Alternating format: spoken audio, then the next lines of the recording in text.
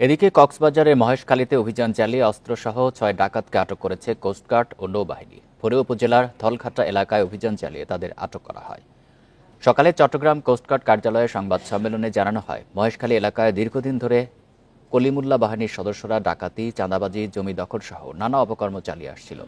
স্থানীয়দের কাছ থেকে অভিযোগ পেয়ে শুক্রবার ভোরে মহেশখালীর থলখাটা এলাকায় অভিযান চালান কোস্টগার্ড ও নৌবাহিনীর সদস্যরা। এ সময় ৬ ডাকাতকে আটক করা হয়। উদ্ধার করা হয় আগ্নেয়াস্ত্র ও নগদ টাকা।